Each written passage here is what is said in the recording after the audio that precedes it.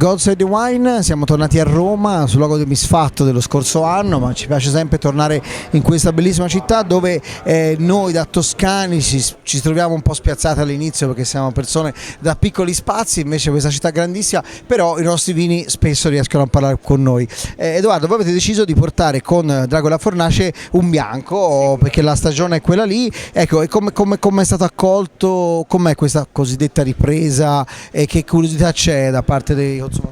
Allora, sicuramente rispetto alle edizioni precedenti il clima è cambiato, quindi i nostri best seller come il ribollito che abbiamo, come l'oro della settimana scorsa, sono in turnover, quindi proponiamo questo vermentino che sono sicuro andrà benissimo stasera, vino da aperitivo, vino da festaiolo, con tanta sapidità che viene ripresa anche dall'etichetta, colori tropicali che appunto rimangano. Sembra un po' Damien Hirst con questi spot. Molti irregolari, riprendono appunto, come ho detto, i colori tropicali che si sentono anche in bocca. Effettivamente il vino, però queste uve non sono del Chianti, queste uve sono maremmane, sono vermentine. La terra promessa del Vermentino, sembra ci sia solo Vermentino e Maremma. Assolutamente, esatto, quindi si prende la sapidità e sono sicuro che sarà un vino che ci continuerà a dare tante soddisfazioni, etichetta che ha vinto il Vinitaly del 2017 grazie al lavoro di Valentina, una mia carissima amica, e che continua appunto a essere importante l'etichetta per un vino, cioè comunica molto più, noi appassionati, nerd, quasi non la guardiamo, invece quando la prima bottiglia è vero che si vende per l'etichetta?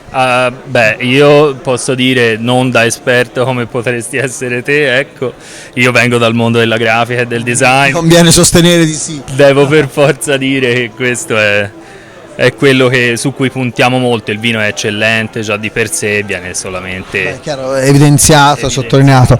Ecco, invece Andrea, sono curioso di sapere, Roma ha una etichetta come il ribollito, i romani perché la apprezzano e la ricercano? Ma guarda, è stata una scommessa vincente sin dall'inizio.